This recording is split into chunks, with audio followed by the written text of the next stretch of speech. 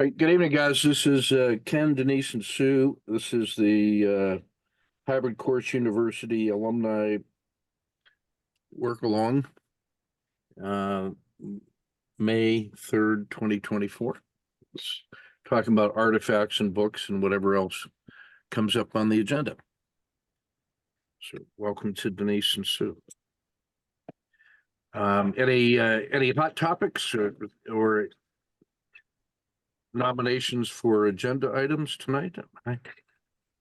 Yeah, I think Denise and I stumbled upon something as we were discussing things today. We were in an accountability group, HCU accountability group, and some things came up. So all around artifacts and what we're doing and where we are. So I will let Denise present stuff to you because Ken, this will include you a little bit. Okay. At least, your insights and, suggestions and expertise along the way. Okay. So I, as you know, am really short on footwork. The modern artifacts, the creation and the delivery thereof.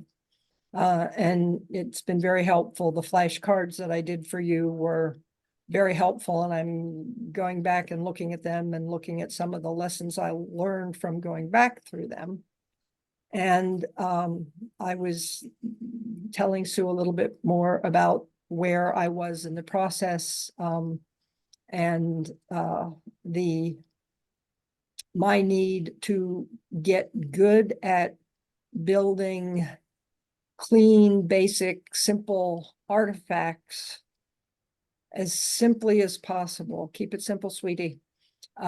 To really begin to bootstrap my way up. So we started with the 1 minute that you edited that JV partners down to. Thank you very much. Mm-hmm. And we were talking about marketing, and once you start talking to me about marketing, I go off. So Sue was talking about her experience in marketing and had expressed the frustration of marketing either being B2B or B2C focused, which doesn't quite fit her situation. And I'm like, oh, wait, I remember that from the coaching in HCU when I came up with what I call B to P to C. So business to the parents and the consumers, the end users, the clients, the customers, the kids. And what is the P? Parent? Parents or purchaser, it could be. Okay.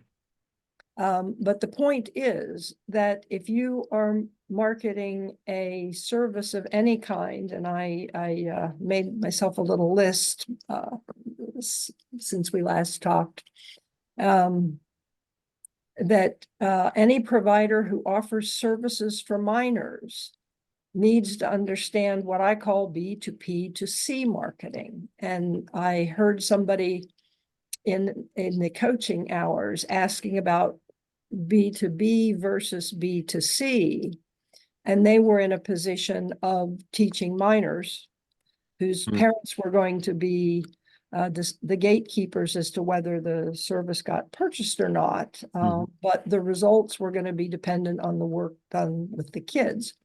And so I came up with the B2P to C as a variation that's needed for anybody who's providing that service. And that would include my very own piano teacher when I was a child. Definitely, my mother had huge influence in that. Trainers, coaches, perhaps doctors, therapists, consultants, even nannies and babysitters. So anyone who provides as a business, a solopreneur or a small business, services to minors needs to market to and to some extent serve the needs and desires of both the parents or other purchasers and the kids. And most of what I've been thinking about has been the parental role, but I do know a few people who provide services to minors and who have shifted from their original focus on selling directly to parents to selling to school systems for their programs and their teaching. So I thought this might be a really interesting thing for you as well, given your work with young folks. And that I had not really heard anybody say so clearly as Dr. Sue did, that when she talked to some marketers, they would go B2B and the other B2C, and she was very aware of the parental role, but hadn't found marketers that talked about it. And I said, oh, well, we could do a webinar on that because I've talked about it and I know about it.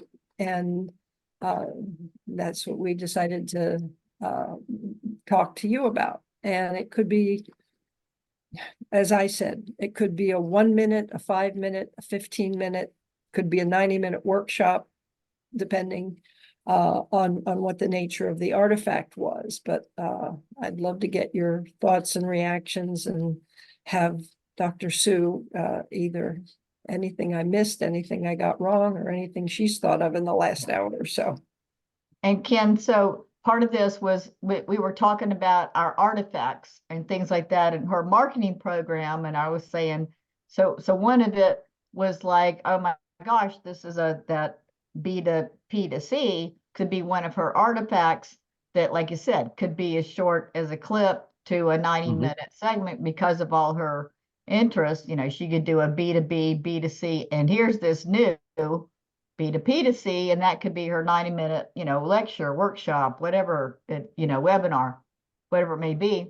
And then on my instance, what I'd said to her was, even with HCU, with my coaching at HCU, they get, all I get is like, I'm always having to say in these, because it's only group coaching, you only get so much time with them, was like, to get them, they keep telling me I'm a B to C. And it's like, and this is because I was like, I'm B to B, and I was like, no, you're B to C. Okay, yeah. Okay, I did get that part. But then this other part, because all I get is, oh, well, you got to market the parent. But when I go to start writing sales copy and all kinds of stuff, it gets really confusing because there's so much. It's like, got to get the kids interested, but I'm really not focusing on the kids. So I've got to market the parent for what the kids going through. So it's a whole step aside, just like, with your soccer kids, you got to talk to the parent about the things of the kid, but you've got to get the kid on board to maybe sign up for something else. I mean, they're already playing soccer, you're their coach. I'm asking for the parent to do an additional step to bring in the mental game coaching in addition to their physical coaching that they're getting. So it's a step removed. So I have to do a lot of education and things like that to get the parent to say yes. So it's a step removed. And, my situation is probably more unique, but still what she was saying, that B to C to P, she said she's discussed that before. And I even find now that HCU coaches, I go back and it gets hard for them to educate me. The only thing they say, oh, well, you've got to market the parent. So like change everything to market the parent. And I'm like, well, yes, thank you very much. I know that. But how do I do this? And especially the parent that needs to talk to the kid about it. So it gets the kid's approval or okay to go further in that whole thing. So turns out that through this whole thing, I might get some coaching on how to help my whole marketing, but she could use this as a whole section. And then what would be the best way for her to perhaps present this? And, it seems like there's lots of ways she could use this material. But she said that, she found there was a lot of B to P to C clients. That's why when she came up with this 2 years ago in HCU, which is, it looked like that's what they needed and what they were doing. But Mercy hasn't changed any. Their coaches are still telling me that I'm a B to C because I've point out, ask them, and and just say I'm getting, it's really confusing to write my sales copy. And Chat GPT has a, it's either writes for the kid, which I really can't use that, and social media and all that, or it writes to the parent, but they think the parent's teaching the course. So that gets all convoluted. Even when I put prompts in to tell it exactly what I'm trying to get across. So, Well, I would argue that one would need to market to both the kids, minors, end users, actual people who are going to be coached, and to the parents. From what I understand, all the kids are on TikTok, and most of the parents are not. The things that would engage the interests of the kids are not necessarily the same things that would attract the interest of the parents. And so you might have very different messages, never conflicting and saying one thing that is in conflict with and not consistent. no, but like you said, but the kids don't have the credit card. Right. So that's where a lot of it, I mean, in terms of putting out there on social media and all that, it's whether they'd say, oh, Mom, I heard about this. But then, so my approach has been do stuff for the parent, but have a lead magnet for the parent, but also have a lead magnet for the kid. Once they sign up, here, I'm going to give you something for you and something for the child. So they get a little mini something, or, at least a tip or something that might get help, or something that might go with what the parents, because the kids won't be reading what the parent's getting, and they're not going to be interested. But I want to help the parent, and help educate the parents, but hopefully the kids get, like I said, I'm throwing in some tips and value for the child to get a little bit out of it. Well, and if you have any influencers, either ones currently of the age of your coachees, or even ones that you coached 10, 20 years ago, who are now still actively successful in some way in the sport.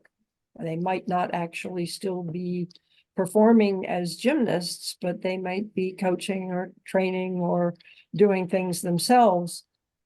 I don't know what works in that area. We're definitely outside of my content knowledge, but it would seem that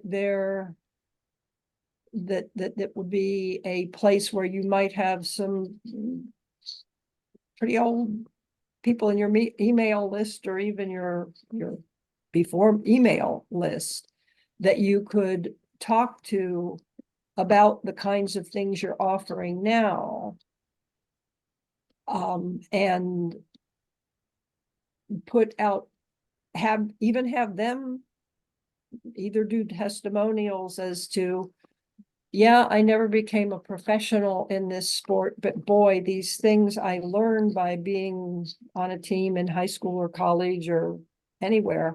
Yes, some of that's out there, and I do have testimonials from coaches and things like that.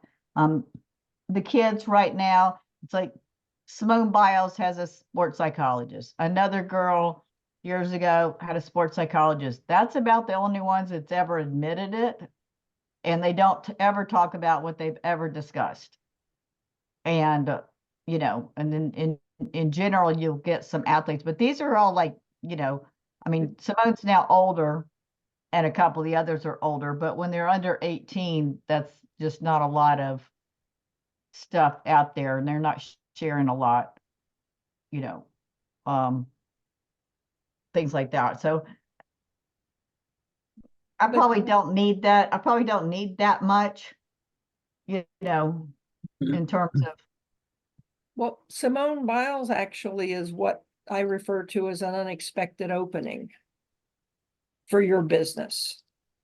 In the sense that her experience and how public she's been about what happened, and what she did has opened the door, I would hope, for a lot of younger people, as well as not so younger people, to begin to have discussions about those sorts of things. And you can speak into, these are the kind of things that, right. And so Oh. unfortunately, so much of the stuff that's out there, and this is the media, because almost everything has to do with mental health, mental health, mental health, mental health, which is all great. But as a sports psychologist, I cannot address mental health. I'm not licensed to do that. I have to refer a kid off to a mental health professional if there's mental health things. Now, I can talk about her twisties. I can talk about that's a mental block. That I know about, that I can talk about. But a lot of these things that's out there in the media, they all have the word mental health and they keep talking about mental health. And yes, it's great that there's a lot acknowledgement about that. I've just got to figure out how carefully I can word that and use any of those references. Even Michael Phelps, it's all mental health. And he went to see therapists about it. I'm sure he saw some sports psychologists, but a lot of these people are saying they went to therapists. And, you know, and I'm not a clinical therapist, so I can't, that's a problem even referencing some of these other things. I'm not sure, there's just a fine line there, and I haven't figured out where I'm going to hit on that, just because that's just become a big buzzword in the media. And unfortunately, and some of it is like, as a sports psychologist, none of us can touch that unless we're a clinical psychologist as well. And a lot of people aren't. That's a whole other, degree. One thing that's obvious is if there is a mental health issue, that's the purview of therapists, and that, Right. there's a lot. But the other opportunity is positive psychology, which I'm a big fan of. And if you approach it from the positive psychology, learning about positive psychology effects. And performance enhancement. That's what I'm all about, with a positive approach to performance enhancement, because that's what a sports psychologist does. It is narrow. It has to do with their sport. Now, of course, life skills come in there, and I bring up life skills all the time. But it's just, I got to make sure I stay far away from therapy. Yeah, I understand that. I remember when I was teaching, I used to get often groups of our undergrad female athletes would sign up for my course together. And I realized that they were essentially doing 2 full-time jobs. They were going to school and they were functioning as full-time athletes as well. And they, they were across the grade range of the rest of the class. But I said to myself, boy, with the experience they're getting managing their time and learning to life skills through being functioning as serious students, athletes, while they are carrying a full course load and succeeding, they are going to take some life skills out because of that experience that we weren't going to get from my MIS course. But it was interesting to me, not having any personal experience with sports in school. It was interesting for me to realize some of those effects that being in sports can bring, as well as the risks. Like everything has risks, but and for everybody who's in high school sports, very few of them are going to make it to the top leagues of whatever their sport is. That's just the statistics. But to the extent that parents can become aware of the other benefits that can come from engaging seriously in sports, because I understand that you focus on high performance athletes. That's a selling point, and it's further a way of you niching down to your target audience. Yeah. All right, Ken, you got lots of stuff going on here. Your Mhm. brain is just We're plugging cooking. away. Well, what I see is, let me just reinforce a few things. So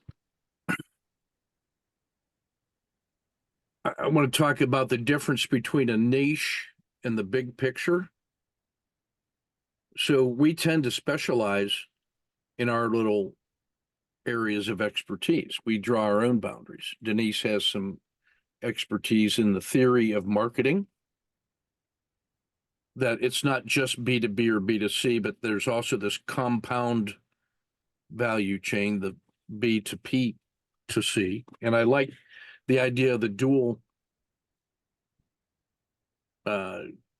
name of the P in one setting, in this setting specifically parents, but also the idea of purchasing. I want to talk about that and give a hat tip to Paulette Goddard. Now she's an HCU person that I met in the discussion boards and the milestones, and she publishes tips. Her niche is tips booklets. And I took her course. She was building out her course on how to write tips booklets. And I took the pilot course with her. She made some changes to it. Me and one of my partners took the revised course for $500 each, and completed a booklet of 52 tips. And one of the big moments of insight from her was when she had me change my mindset. I was looking at one-to-one selling because all of my trading artifacts are really geared towards me, the teacher or coach, selling to a trader who would buy it to put it into action to solve their problem. So the point of sale was, one item for sale, one book, one coaching session, one workshop. And she said, you got to get out of that mindset or expand that mindset and then do one to many, because she said her biggest payoffs came from that same book of 52 tips, making that available to the purchasing agent at a large organization in HR that's concerned with ongoing professional development of their workforce. So they're always on the lookout for content. And the book, the ebook, the pamphlet, the posters, the card deck, whatever it may be of your knowledge, may give them a year's worth of messaging that they can put onto their blog or their website. So they might have some kind of corporate imagine where they had some kind of corporate portal that had news and then actions and then tips or something like that. And they're trying to figure out how for the next 52 weeks, they're going to keep that thing fresh. And they can't generate all those tips internally, quick reads that are good to go. And so they're looking to hire somebody to write those chunks. And so she said, look, if you think about, and that's where the connection to the P in B to P to P, B to P to C was not just parents for kids, which I'll talk about in a second, but also purchasing agents, is that if you want to make bulk sales, like she sold 5,000 copies of her tips books to a purchasing agent who was going to make that available to all of the distributed managers that were out there in the world. And it solved the problem for that person, one of their problems, which was how to produce something over here that was good content on their web page that was going to raise the bar for everybody. And then they could work on other things like news and activities and special detailed, but it was solving their problem. And so really, when you think of it in terms of who are they purchasing it for, we are typically or at least I'm always thinking about writing my tips or my content for the end user who's going to put it into action in the world by themselves. But so that's one form of marketing. I got to go where they are and attract their attention and then make a sales pitch 1-to-1 for one iteration. Whereas a person who is in corporate could be buying bulk. So you're getting a really nice payoff there, and they're handling the distribution to many end users. And then those artifacts that you provided for them are having a payoff second and third order effects, because not just the purchasing agent is interested in what you're doing, but also all the people that are benefiting from the purchasing agent's decision could be coming back to look for other solutions for you, which is why when you do your tips or your flashcard or your action, you have some kind of title up here, and then you have your bullet points. But now somewhere down in here, you have to have that hook that connects to all the other things that you do. Like, that's why, Sue, your URL needs to be on there. And that URL needs to be a launch pad for all the other things that you do. So it could be your B to P is one point of sale. They handle the distribution. People that are interested can see your URL, can come to your website, and then that can go in many different directions for every possible service or solution that you're providing. So you're getting multi-layered marketing by looking at that as a two-step value chain. In your specific case, Sue, we'll just replace the purchasing agent at the corporation with the parents.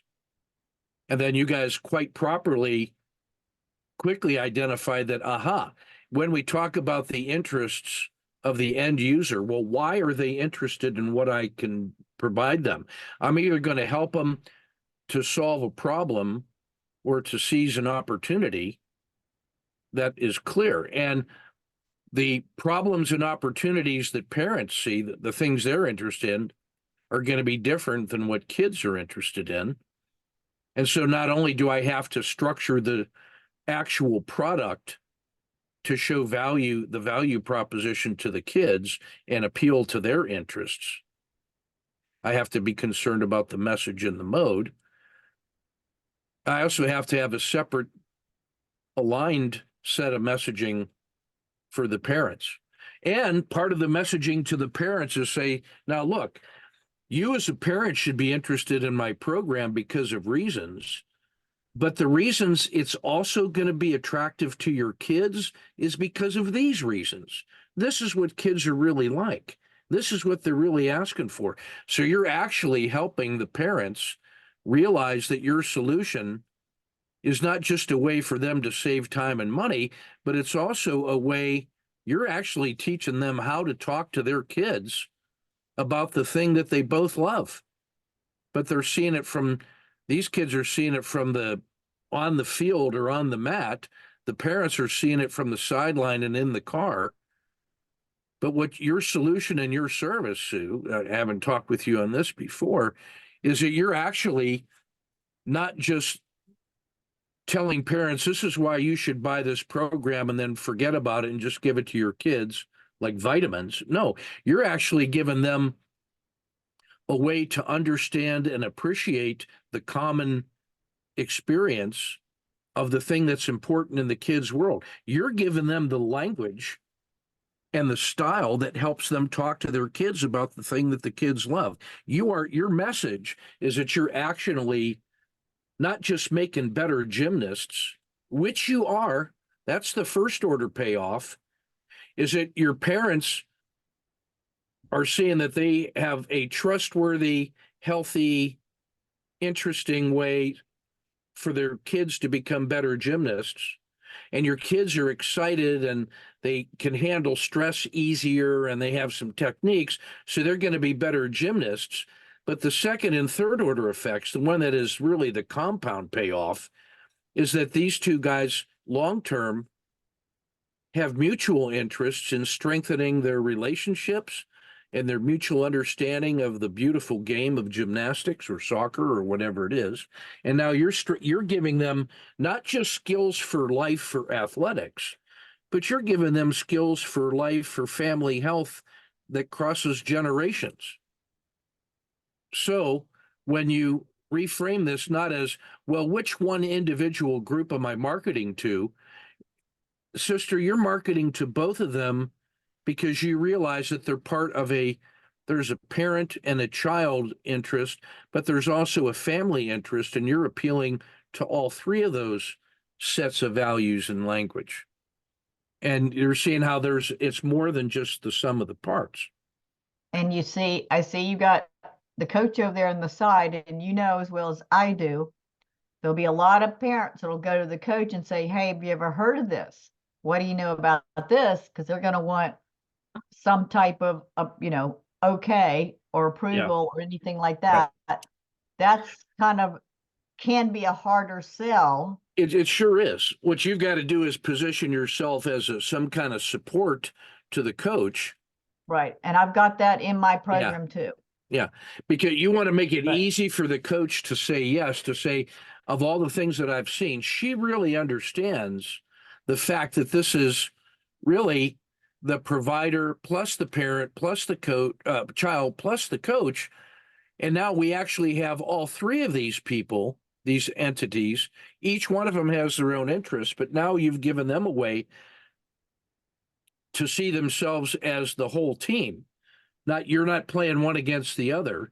You're actually making it, you're actually showing the parents how what they're doing can support the child and support the coach and improve the relationship between the child and the coach, which means that I only have to be the parent. I'm not in competition with the coach. I'm in with synergy with the coach. And it'll help the communication between the parent and the coach, which can be a little what's best for the child. How do we give them the love, support, and training that they need to be the best? How can we each play our own role on the team? And then the child has a benefit from here because they no longer are seeing the competing language between coaches, and my parents are saying this, my coach is saying that, and that sets up more tension than any other thing in this whole triangle, as you know. So this kind of a bigger picture ecosystem. Now, when you take a look at what I do have that on my sales page, and I have a separate sales page for the coach as well, for that they can go to and they can see what the program's about. Yeah. And they can make referrals, or they can sign up a team. They're going to have a team price, but at least they're going to get information. And then multiple coaches, coaches talk to other coaches.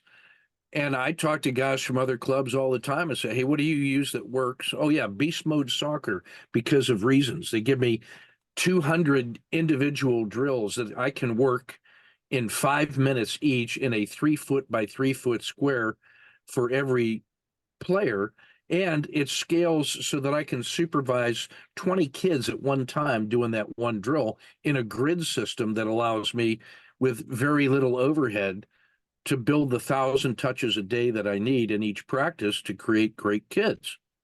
So now you have that. That's another example, that first order payoff and second and third order payoff is when you sell the first coach. Now you can say, hey, you hope that they see why it could be a benefit to other coaches, but you could also make it worth their while to give them an incentive to say, hey, look, if you enlist 5 coaches and I give you 20% discount for each one, you get 5 coaches, I give it to you for free, and so on.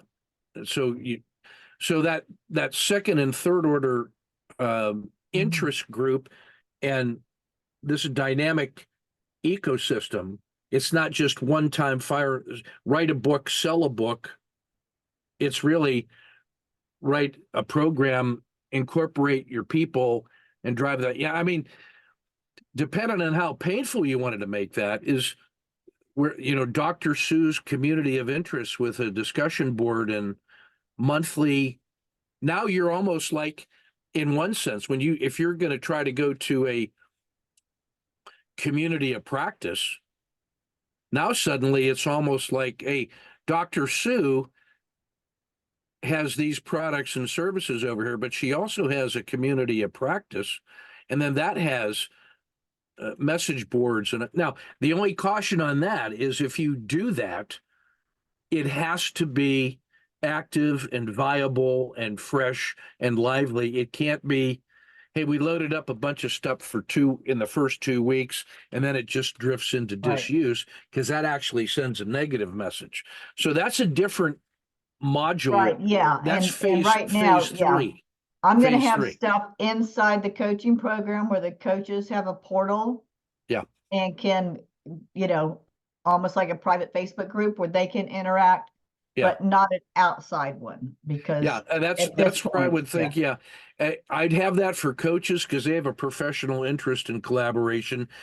It would seem like a good idea for parents, but that really will fall under its own weight of disuse. That's just been my experience. And kids are never going to use your forums to talk with other kids. They're just not. They're going to talk to other kids the way they talk to other kids, TikTok and text and all that other stuff. So as you think about rolling that out to the next level of infrastructure and community of practice, you got to be mindful of doing that in a separate phase, and being very focused on how you are providing unique value that is hard to replicate elsewhere. Like your community of practice cannot replicate the dynamic texting and communication of TikTok. So don't do that, Right. Anyway, what I was going to say was, now in terms of that multi-cycle marketing, you the provider, so you've crafted your message to parents. Those parents know other parents who have kids, because they do. Soccer moms get together, and children, or let me put the kids on the K for kids, are talking to the other kids through their TikTok channels, and coaches are talking to other ones. So if you think about your messaging and your content as the internal game of how you are integrating parents and kids and their coaches, the external game is how in their life, parents talk to parents, coaches talk to coaches, kids can talk to other kids, which is a separate outlet. So if you've got artifacts that help, one page, think of just one page smart sheet or cleverness, or a video, the parents say, hey, listen to this video of Dr. Sue talking to parents, 3 to 5 minute elevator speech, and you've nailed it, made it very easy for them, because it makes them look smarter or better, because they can say, hey, they're actually using your words and your presentation for their own social benefit. So, hey, I found this one, it was helpful, and I think I can help you. You've actually helped them help their friends. You've solved one of their social problems or opportunities, and that is, how do I give back to our little team family of other parents. I can do something good for the people that I like. So your little, what you thought is just like is a 3-minute speech to parents to get them to the point of sale is really, like Paulette says, that's just the first step in solving their problem, which is talking to other parents about interesting things that makes the team better.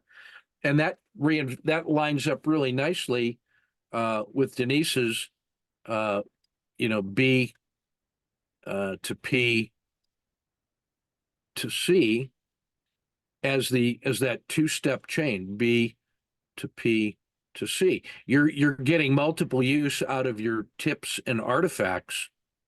So Paulette Goddard is her name. She teaches a book with 4 phases or 4 sections. I use the plan, prepare, execute, and assess. And I put 13 tips in each one, like a deck of cards. And I give them 13 tips on how to plan better, how to prepare better, how to execute better, and how to assess better. And each one of those is, as you've seen in my little ecosystem thing or my scalability, it starts with the 1-sentence tip of an insight, and then it becomes a picture, and then it becomes an essay, and then it becomes, it could become its own full ebook, and then it could become its own lesson in a course, and it's multi-purpose and builds out. So what might we do with that? I think that was, mutual supporting multi-purpose artifact. So if Denise has material that talks about the theory of not just B to B or B to C, it's B to P to C. Aha, it's like the aha moment. Now, what can I do with that? Well, Denise can market that whole pitch to her OD clients. Here's how you talk to people that are providers with solutions that are in search of clients and problems. How do I do that? Well, it starts with the theory of B to C. And let me show you what I mean, says Denise. My good friend, Dr. Sue, has this, we're going to have like a before, during, and after phase in this little project where Sue describes where she is, and we use this kind of theory and practice. Denise has given us some theory. We apply it to where you are at the beginning. That gives us some action steps. You produce some effort and get some results. And then afterwards, we have the next round of action learning. So what ends up becoming, this could either be, a 10-minute interview with 5 minutes of Denise's theory and Sue's 5 minutes of practice, or it could become, which is better, a 30-minute discussion between the two of you. Hey, what if I moderated that and handled the recording, and even cleaned up some notes and made it legible to non-monkeys like me? And then, so we had a really good 30-minute or 60-minute session. Oh, we already have that. We have this as the primitive cave painting artifact. Well, what if we took the cave painting and we said, look, hey, that was a wonderful paint blob on the, how, somebody could look at this and say, what in the world is that diagram telling me? Well, what if that were cleaned up and put into a concise 1-page modified Cornell note sheet that had all of this information structured in some pleasing takeaway artifact that has actionable steps for parents, kids, coaches, OD practitioners, business people, or whatever. Here are insights that if you're any one of these, you should be interested in this. And maybe it has timestamps. that shows what it is that we're doing. And then that becomes a 60 to 90-minute session that we record. And then from that 60 to 90-minute session, we just start spinning off the different artifacts that each of us might want and need. Like Denise says, hey, I really like my little 3-minute speech on the origins of B2P2C and why that solves a problem that traditional thinkers always have. And that is, well, I don't easily fit into the B2B or B2C. I actually do elements of both. And really, B2B or B2C is sort of it's still just a one-to-one, one-step marketing. But really what we described here, this B2P2C, is a organic, living, growing marketing process that's very natural, that is now very easy to scale because it's going to grow like kudzu vines. I plant a couple seeds, and then I just see where is it growing, and then I do more of that, and then it ends up growing large in that direction where where all the necessary elements for growth can be found.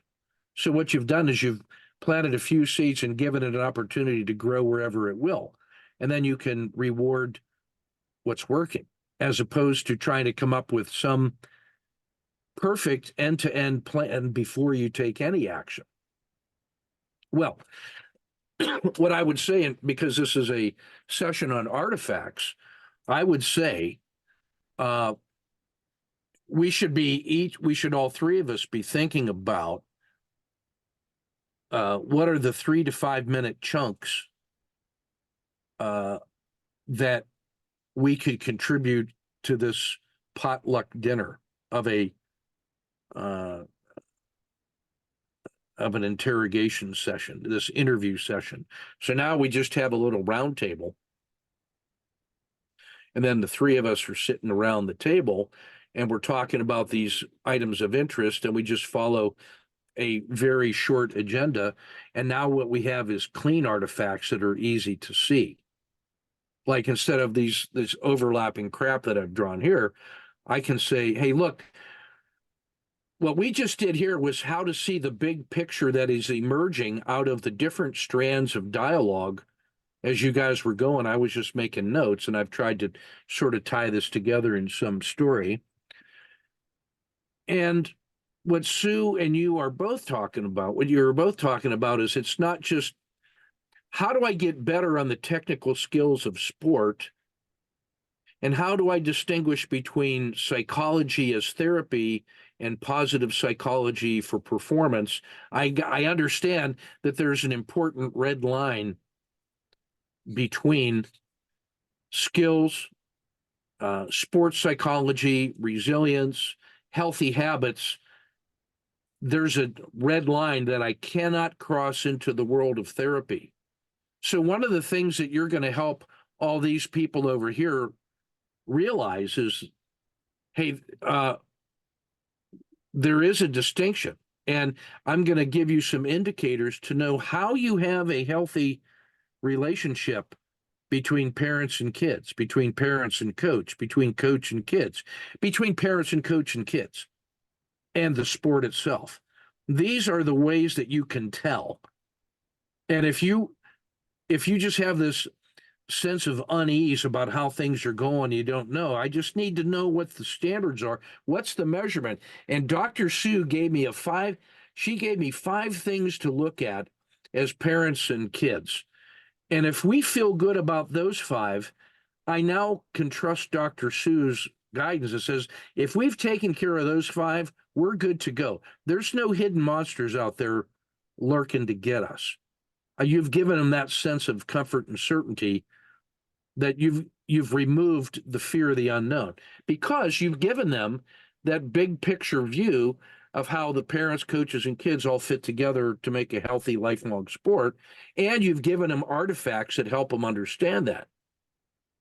So those are the kinds of things that you might come to the little session with. And Denise might come in with her pictures and arrows on the theory of B2P2C and marketing and a couple other success stories. And then the interplay between the two of you actually shows two important demographics what right looks like. Denise is showing other OD practitioners, which is her market, how to use her stuff with potential clients like Dr. Sue. What Dr. Sue is showing is people with solutions that are uncertain about all this stuff say, how do you work with a business coach like Denise to map out your ideas and bring a little theory in to support your practice and use the principles of marketing to structure your outreach plan and make sure that you have product that satisfies your messaging. So then each of you now is a case study for the other, you know, and there's a it's a dual purpose case study. Denise gets to show how she works with the business client. Sue gets to talk about her business and show why having a business coach helped her get real clarity on her messaging. And oh, by the way, that actually produces your clear business plan and strategy and messaging outreach. So the two of you do that. And I can just help by being a facilitator and provide some infrastructure. And what do I get out of this? Well, what I get out of this is I'm writing a book on catalyst leadership or catalyst role playing in an organization to show, hey, the solution emerged from the interplay of Denise and Sue. And all I did was provide some context in an area for free play and to tie together some things of mutual interest that maybe reframed it a little bit. But between them, between Denise and Sue, they don't need me once we've done the art. They don't need me to be a living part of their solution. Now, as a catalyst, I can step back because I know that they've got a plan and they can work it. And now I can go to the next station and share ideas. So I don't, because my theory of being a catalyst is to be able to help create synergies and opportunities and working systems that do not require my presence for success once it gets going. It's sort of like nursing and healthcare, that the individual is the best solution for improving their own health. And as a nurse, my only job is to help them get through the rough patch of getting started, but to let them use their own agency to get going. So if I was in the B2B business, what I would now say is I would now insert my marketing plan and say, look how complex all this shit is. Do you really want to do all that stuff yourself? No. What I can offer you for, I'll just use last night's discussion as an example. For $1,000 a month, I can help you with your email marketing and your website and your infrastructure. $1,000 a month a piece.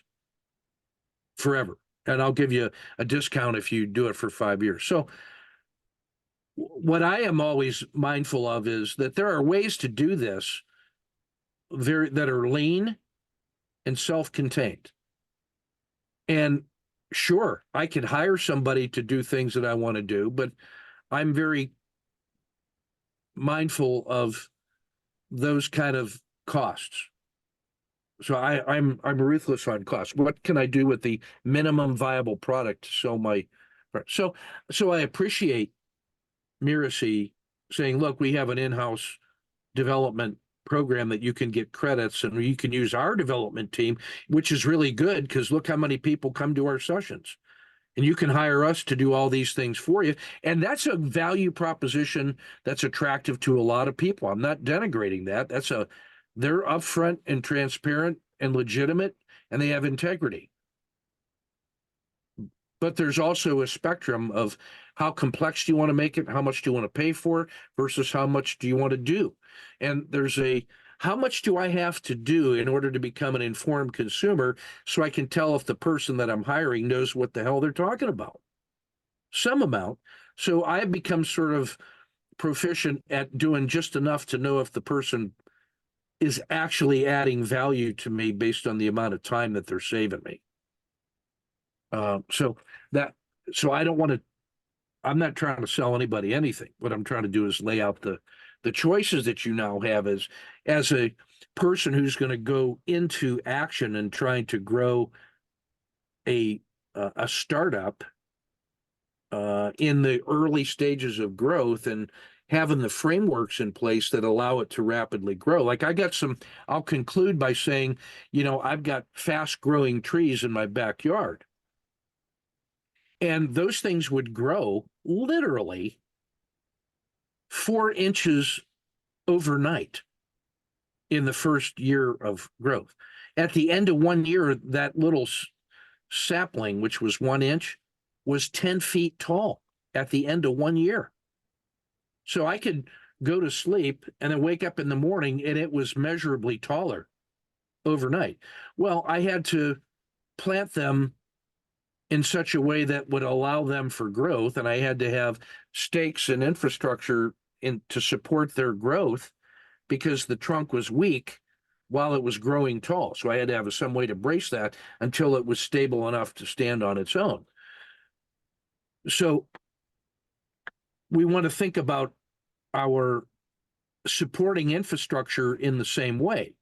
What is it that I actually need to find my clients, get my clients, attract my clients, add value to my client, close the deal, and then grow with my clients, and then learn from that and scale each of the artifacts. So every time I have a client and I produce something that was helpful to them, I assume that if I could come up with one thing that was helpful to one of my traders, then there's automatically 50 more traders that would benefit from that one-page artifact. So I have become habituated to producing one-page flashcards that has the whole idea in one shot. So when I do my daily report, which explains my analytical view of the markets, it's really a two-part thing. On the left-hand side is the indicator with the readings and the meaning. And on the right-hand side is the text that explains, what is this indicator? How is it produced? What does it show us? What's the value add? And how could you replicate it if you didn't want to buy my service? Because I just say, look, I'm not selling you some black box and you just have to trust me, or you just hope that I don't die tomorrow. If you're going to invest in this idea, you need to know how to be self-sufficient, because one of the things that I'm trying to help these guys become is self-sufficient traders. I want them to be independent in their information sourcing and analysis. So I teach them how to do the math. But in some cases, my brand is that. So what I'm doing is saving them time and giving them accountability and helping them double check their math. So they see something and they're wondering if that's what they should be interpreting, and they can check with me and say, yeah, that's what I see. And now that extra little bit of confirmation makes them stronger. It actually helps me see what's connecting. It gives me insights on how to talk to them when they're uncertain. And then that gives me something to talk to another 50 people. Because every person that I talk to in trading or soccer or the Ed.D. program or military officers, every person who's brave enough to surface their question, issue, or opportunity is really speaking for another 50 to 100 people that have the same problem, that are too shy to speak up, or haven't met me yet, or they don't even know yet that they have that problem. So that's why I try to take every transaction, every little session, and create some kind of artifact that is cleaner than this dog's breakfast that you see on the big map. Like, I'm going to draw that picture of provider, parent, child, coach, and then second and I'm going to put another circle that shows each of them doing outreach to people like them, parents talking. See, Sue's talking as a provider to the collection, the triumvirate of parents, coaches, and child as a unity. But then each one of those is parents talking to parents, coaches talking to coaches, child talking to child. That second level of iteration is a different style of messaging. Sue's messaging has to integrate parents and coaches and children into a team. She also has to provide them with easy ways of parents talking to parents, coaches talking to coaches, kids talking to kids. So as you're thinking about that, make it easy for them to articulate why they're getting value from you. Like you'd love to have kids talking to 100 kids on TikTok about how amazing Dr. Sue was. And this little idea that she shared with me helped me program my parents for success. Now they don't bug me all the time. We're having fun in the car, and they tell their other friends, watch for traffic from that. And you're doing good in the world because you're making athletics what it's supposed to be, which is a force for good. Well, I want to make sure that I take a screenshot of that before I forget, because I've said plenty of stuff already. Where is my screenshot?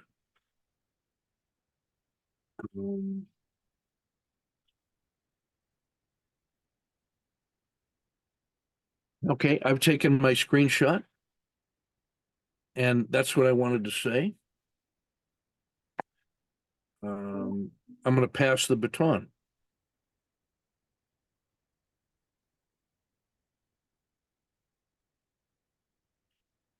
Now, any insights Denise, or what aha did moments? you, yeah, so Denise, what did you think of all that?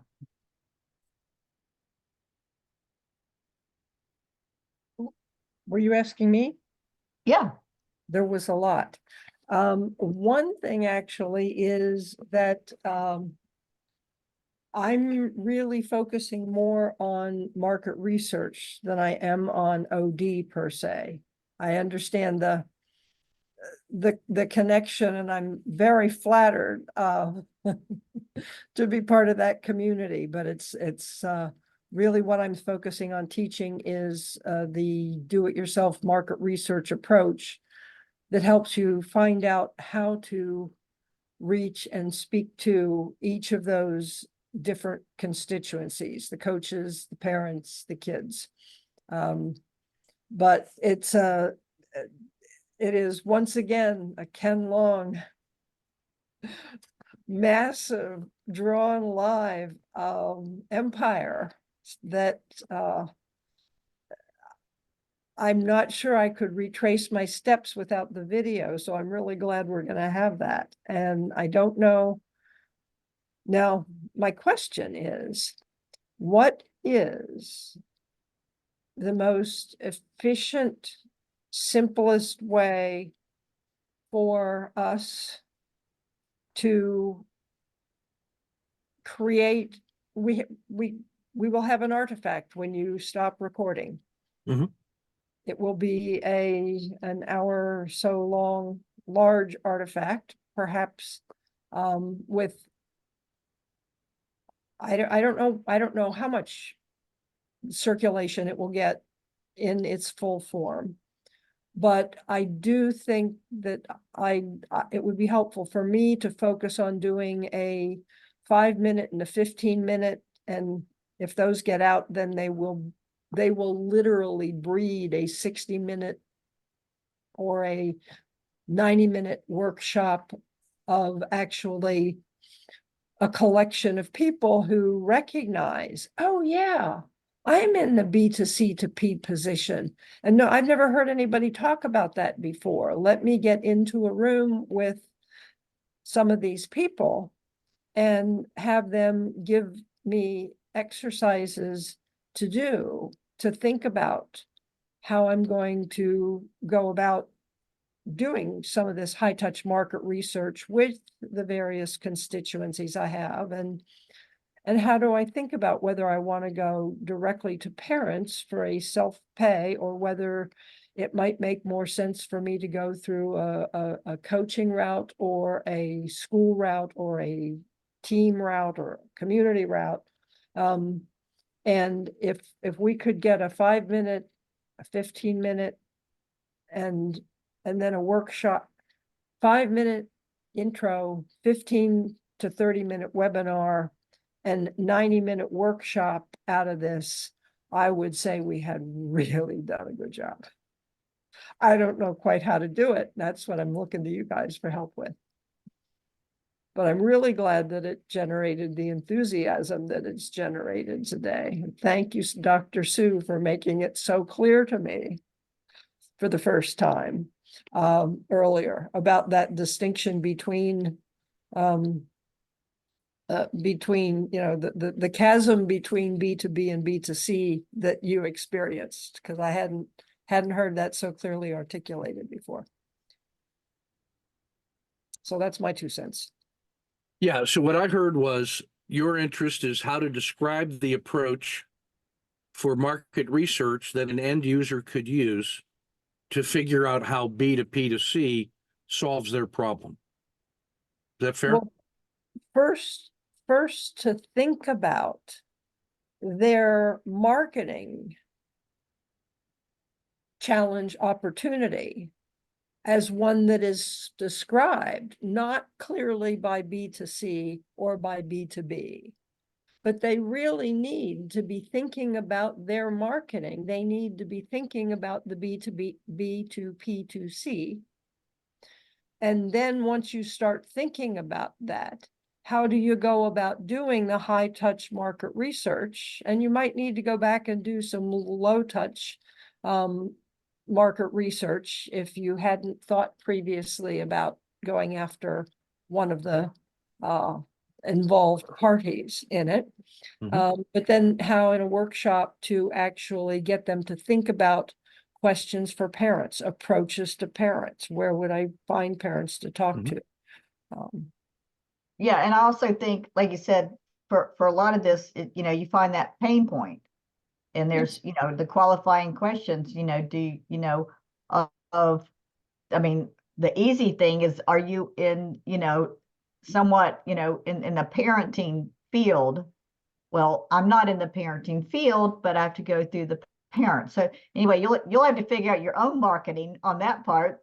But yeah, what's the pain point? So there's people, me, it's like, I can't find the advice I need, the training I need, the coaching I need, because I actually fall into this B2P2C, as you labeled it. And because, because I couldn't get, I just, I was getting roundabout stuff. And, except Ken, I was telling her the only thing I ever heard was, oh yeah, you got to market the parent. Sure, you got to market the parent, but they didn't, like you said, break it down for me. How do I do that? And also at the same time, convince them that their child needs this and that it's good for their child. But also, like you said, the child has to get involved somewhere along the line to go for it. Now, when they're really young and they're 5, no, I mean, there is something you got to find out. The parent should find out if the kid wants to do it before you go, spend $1,000 on figure skating, and they don't want to, they're terrified of falling on the ice, no. And some parents do that, as we know. But, so it's kind of, that's just one, just in the parenting thing. But if they're struggling, like you said, there's HCU, there's people in the Slack group that you could throw a poll out there to, poll them, survey them, I would think, to get some, because there are people in there like me, and there's several of us that come in and say, yeah, I deal. Now, most of their products are for parents. I have found out I'm a little different because I go to the C part. They're kind of B to parent. So maybe that's not quite getting it, but they also still, the parents have to be, talked about how it's going to help their kid, and the kid has to be on board. So there's still more that has to go into their sales copy to make sure that, then the parent has to be educated on how to get the kid on board, and how to talk to the kid and things like that. So it's not like forced on them. But anyway, I think you could get a lot out of, the Slack group of who's left in there. or the old Slack group. I don't know which ones are still kind of active, but you know, the paid ones, like the HCU Slack. Because they let us ask questions and identify ourselves in groups and mini groups. You know, I mean, we can definitely do that. And then once you found a group, then you could go in there and poll them, survey them.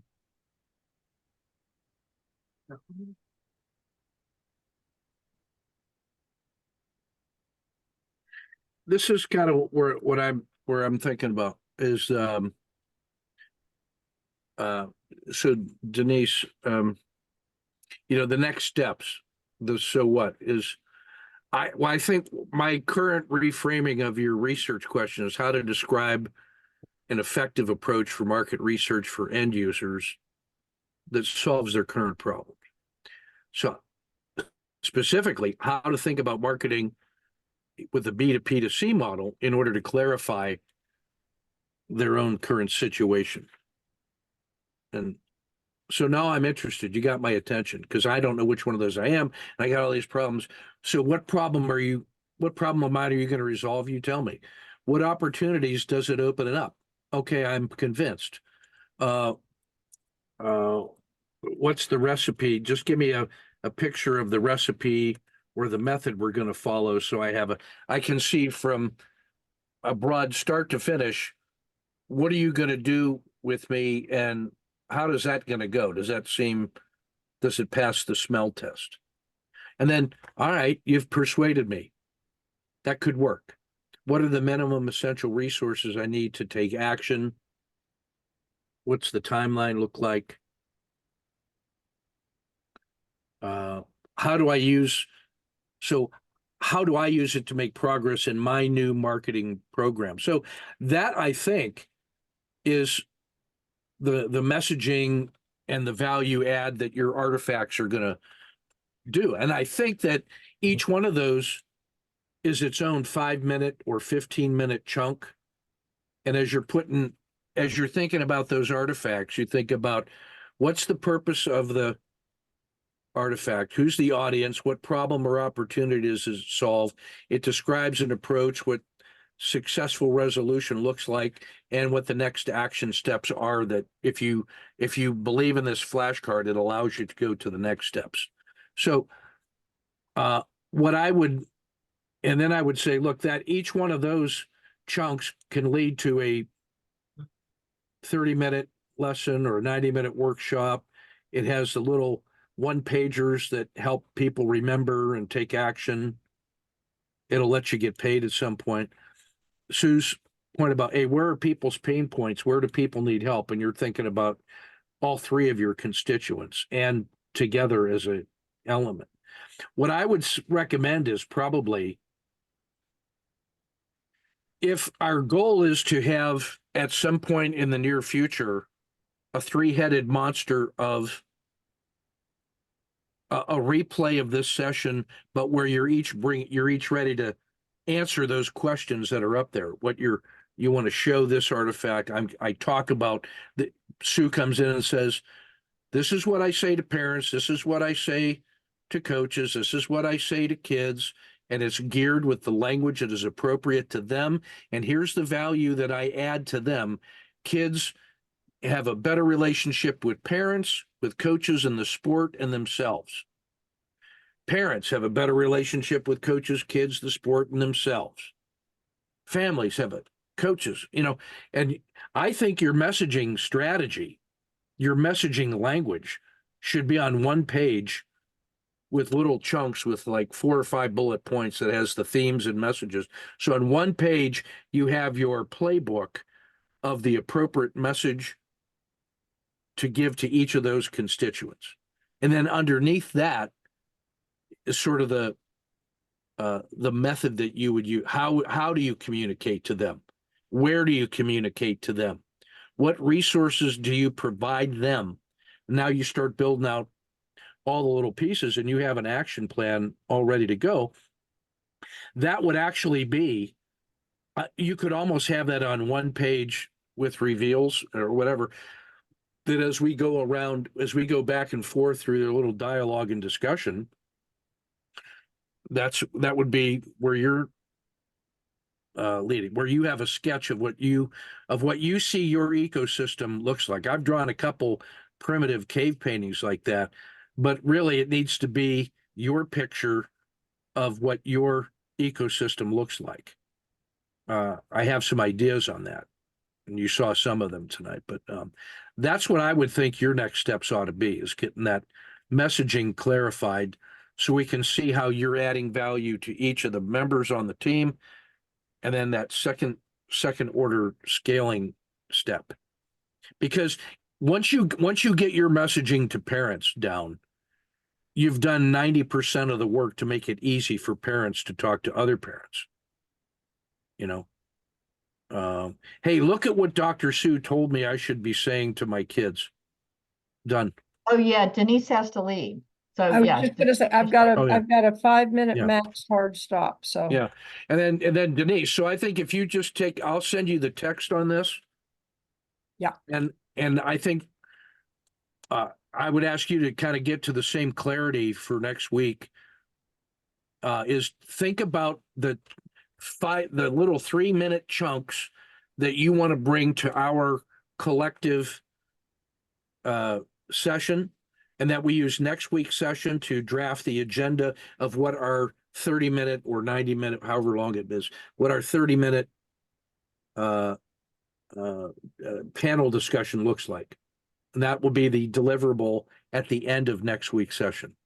So you So come that with would be what like it is. 3 artifacts that she would bring? I think whatever you think, this week, just identify the chunks that you want to include, because we're going to have this is going to be a living case study for our other alumni, but it's also how you two are modeling the business coach and business person on B to P to C. So I want to craft this as a discussion between the two of you with my facilitation.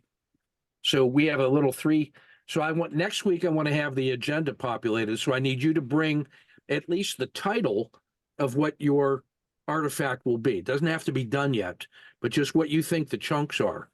And then if I would recommend listening to this session one more time and then make particular notes once you're kind of fresh and rested. You don't want to do it right away, but And you're gonna send us, either put in Basecamp or send us the email of this whole text that you've got on the screen right now? Yes, I will. Okay, great. I'm going to put it in that same, I'll put it in a message. Yep. And then I will put the video from tonight in that long laundry list, that long message that has all of them. Yeah. And then I would just think about, the specific task is, what are my agenda items for let's just call it the 30-minute group case study discussion, whatever, we'll come up with the right name for that. The infomercial, the living panel case study. Because there's 3 case studies going on here. It's how Denise is clarifying her B to P to C methods, the theory of it, and how to do it. And then it's Sue to demonstrate the clarity of her business plan and integrated messaging. And for me, it's how to be a catalyst and not do things for you, but show ways in which we might work together. That's what each of us is going to get out of this case study. If you can write that on the bottom of these notes, that would help. And I think this is Okay, have fun at your concert. a good place for me to go. Thank you both so much. Yes, ma'am.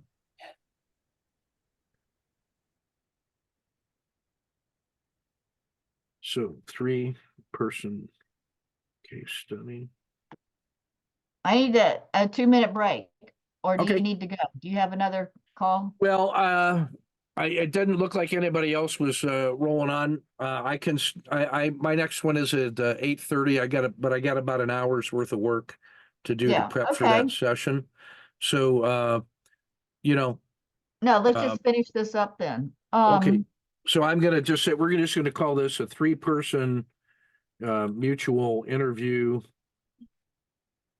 multi-case study where Denise is representing OD and B to P to C. But she said she Sue, doesn't like OD. she did not like OD. Right. What does OD mean? Organizational development. Yeah, she says she's not doing that at all. Oh, okay. Well, but she actually is, but Yeah, well, yeah, you might want to talk to her about that because Yeah. she said that a few times. I'm not doing that, or she doesn't like that, or something about yeah, that. there it has a cultural baggage. Okay, That's Yeah. distasteful to some people. So she's going to be representing marketing and B2P to C as a better way in the modern world. And then Sue is going to be demonstrating clarity of business ecosystem and integrated messaging strategy for kids, parents, coaches, teams. And I'm thinking of that's where the kids, parents, and coaches as the team. yeah, Um, and with And then- coaches is slash owners, because some of this have to deal with the owners. Yeah.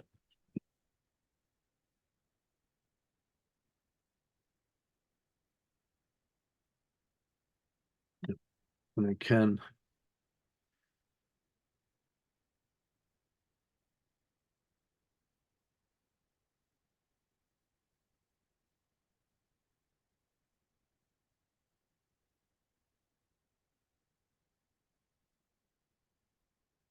So that's kind of what each of us are.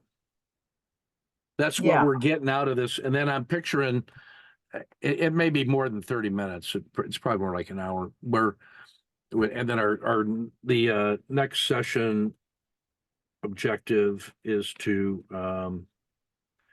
map the agenda with the artifacts chunks from each of Denise, Sue, Ken.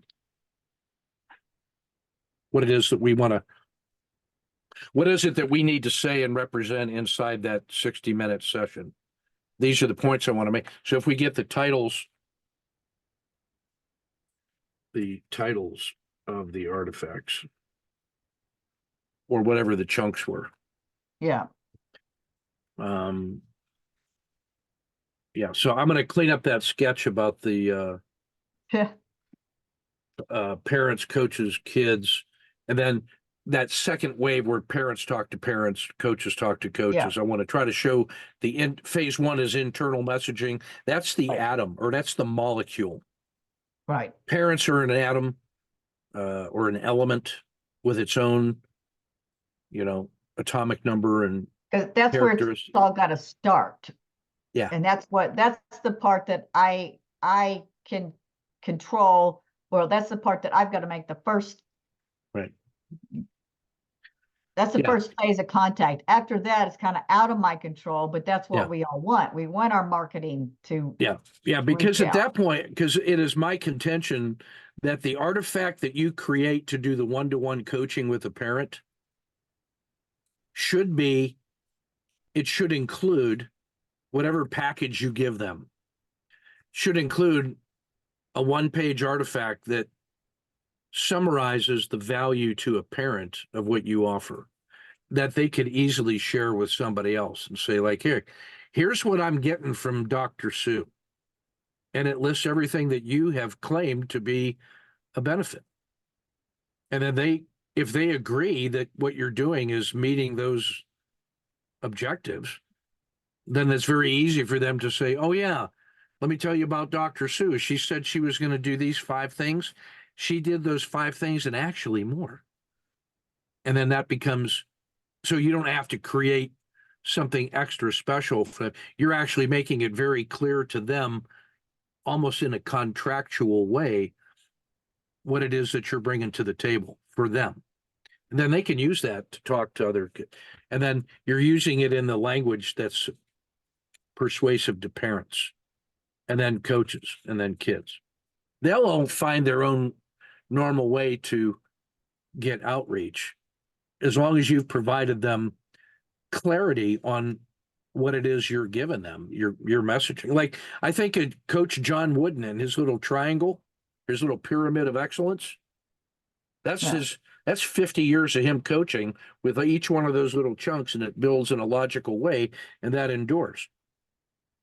And that's kind of what I think, if you get to that kind of clarity to those three elements of the team, then you've made it easy for them to tell the good news. So that's what I should bring next week?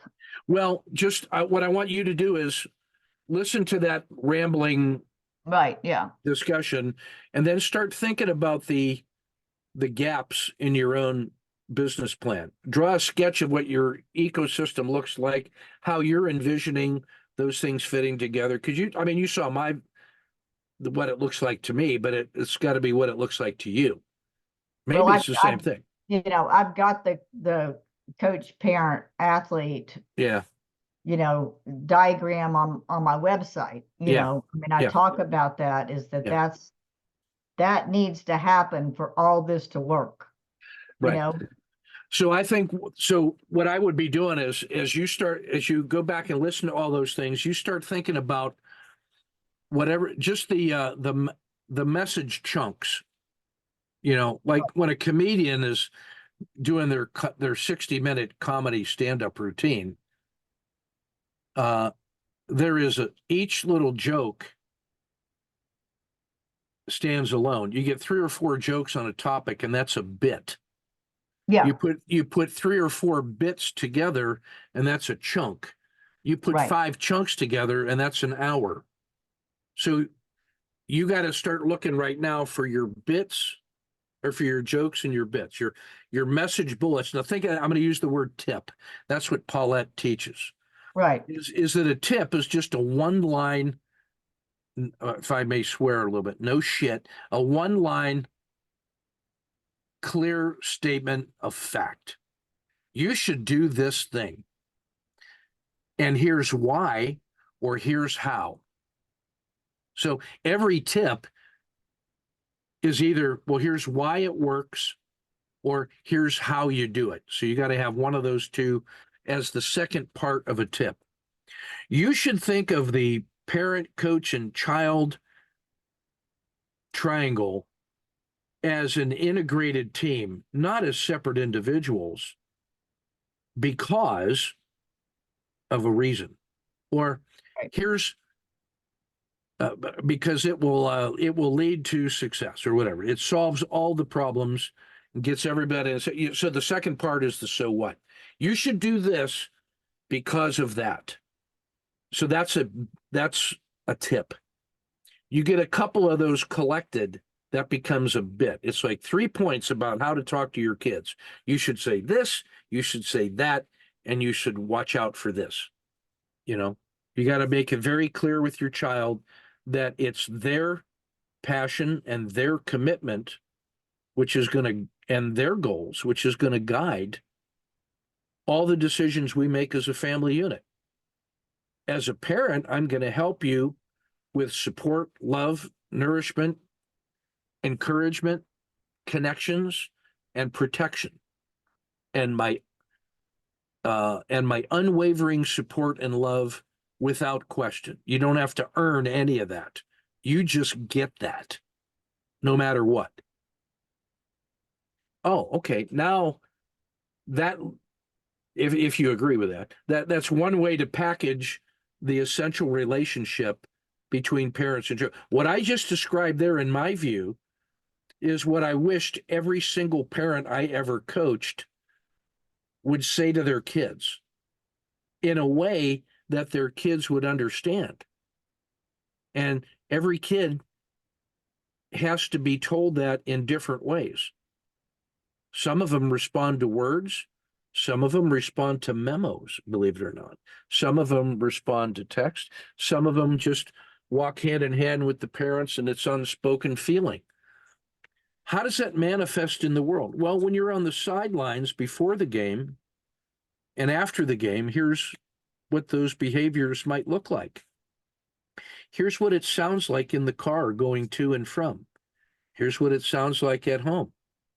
So some of the model conversation. So if, for example, you were going to provide exemplars of healthy parent-child communications,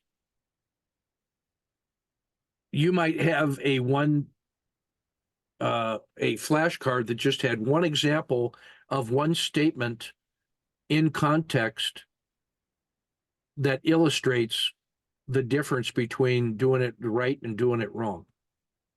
You say, hey, look, parent A said this, parent B said that. Look at the difference. And think of the consequences and why. And this the one that you choose is connected to a larger understanding of the relationship between kids and parents. So that's one of your chunks. Mhm. And the example is a tip or a flashcard.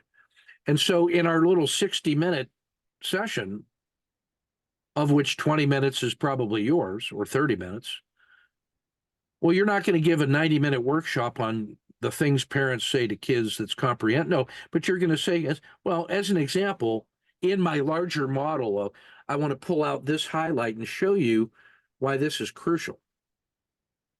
And at the same token, when I need to have this conversation with the coach to let them know how I talk to my kids so that they can see what that relationship is, so that the coach can find the right way to be part of that in support.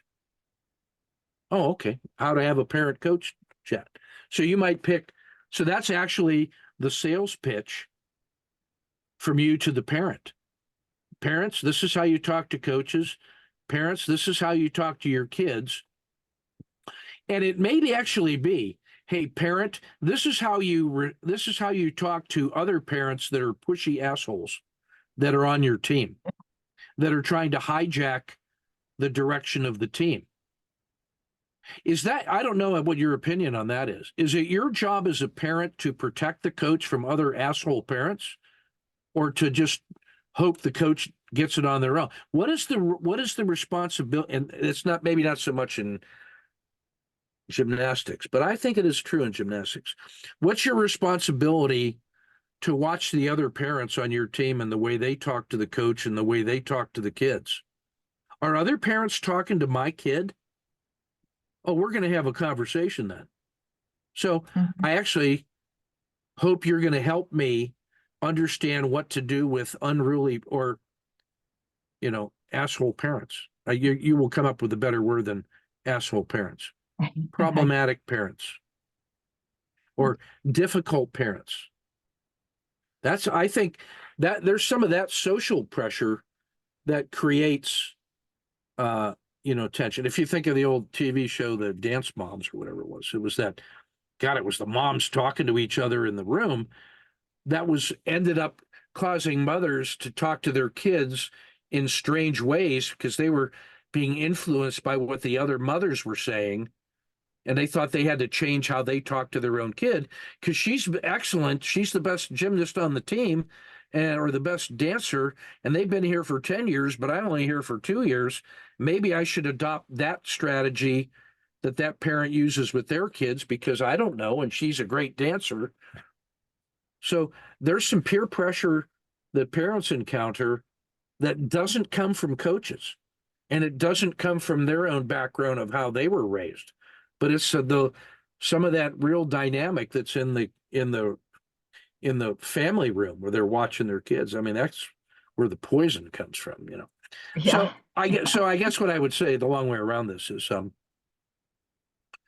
for next week, I would just say identify what you think are the chunks that you would want to bring out in a 60-minute or 30-minute interview about who you are, what you do, how you think about this whole process.